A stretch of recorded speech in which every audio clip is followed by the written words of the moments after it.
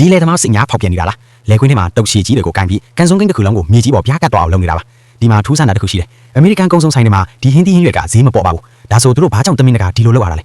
အမှန်တော့ဒါဟာကန်စုံရွက်စိုက်ပျိုးဖို့အကောင်းဆုံးနည်းလမ်းဖြစ်လို့ပါကန်စုံရွက်ဒီအရန်ရှည်လာတဲ့အခါအာဟာရတတိအားလုံးကအပိုကိုပဲထိုးတက်သွားပါတယ်အရွက်နဲလာမယ်အကိုင်းတွေသေးလာမယ်ရေတဲ့လျော့နေပြီးစားလို့မကောင်းတော့ပါဘူးဒါပေမဲ့အပင်တစ်ခုလုံးကိုဖိချလိုက်တဲ့အခါမှာတော့အပင်ကရှင်းတန်ပုံနည်းဗျူဟာကိုချက်ချင်းပြောင်းလိုက်ပါတယ်အပိုကိုရှည်တက်မြတ်စားဘေးတက်တွေအများကြီးထွက်လာအောင်လုပ်ပါတယ်အရွက်တွေပိုများလာမယ်အပင်တွေပိုစိတ်လာပြီးပိုမှုတန့်ဆွမ်းလာပါတယ်တစ်ချိန်တည်းမှာပဲအကိုက်တွေပိုတုတ်လာပြီးရေတက်ကိုပိုထိန်းထားနိုင်တာကြောင့်စားတဲ့အခါမှာပိုပြီးကျွတ်ဆက်နေမှာပါထွက်နှုံးလဲပိုကောင်းလာပါတယ်ဒါတွေကဒီတိုင်းထိကတက်ဆန်လောက်လာမဟုတ်ပဲအစကတည်းကစနစ်တကျစီစဉ်ထားတာပါကန်စုံရက်တွေကိုအစကတည်းကရွှတ်နွံထဲမှာစိုက်တာမဟုတ်ပါဘူးအစပိုင်းမှာပြိုးပင်လေးတွေကို၆တွဲတွေပြိုးခင်းတွေမှာစတင်စိုက်ပြိုးပါတယ်အပင်လေးတွေတည်ငြိမ်လာပြီးဆိုမှလယ်သမားတွေကနှုတ်ယူပြီးရွှတ်နွံထဲမှာပြင်စိုက်ပါတယ်အဲ့ဒီရေတက်ကြွားဝါတွေမြေစီးလွာကအပင်ကြီးထွားနှုံးကိုနှစ်ဆမြန်စီပါတယ်တချို့လယ်သမားတွေဆိုအစိတ်တောင်အသုံးမပြုပါဘူးသူတို့ကရင့်နေတဲ့အကိုင်းတွေကိုဖျက်ပြီးရွှတ်ထဲမှာဒီတိုင်းချထားလိုက်တာပါအစိတ်တိုင်းကနေအညောင်တစ်တွေအလိုလျောက်ထွက်လာနိုင်ပါတယ်အောင်မြင်နှုံးကလည်းအယမ်းမြင့်ပါတယ်အပင်တွေပြန်ချေလာတဲ့အခါလယ်သမားတွေကဒီနီးလန်းကိုပဲထပ်လို့ပါတယ်ထပ်ပြီးတော့ဖိချလိုက်တာပါအပင်ကိုဒီလိုဖိချပေးတိုင်းပိုပြီးအရေးသေးကောင်းလာအောင်တွန်းအားပေးတယ်လို့ဖြစ်စေပါတယ်ရေသိမ်းတဲ့အခါအမြစ်တွေကိုတန့်စင်အောင်ဖျက်ပြီးအတန်းစားခွဲချပါတယ်တုပ်ပြီးနူးဖယ်နေတဲ့အစီးတွေကဈေးပိုရပါတယ်ဒီလိုမျိုးနှိမ့်ဆက်လေပိုကောင်းလေဖြစ်တဲ့တခြားဘလို့သီးနှံတွေကိုတင်သိထားသေးတယ်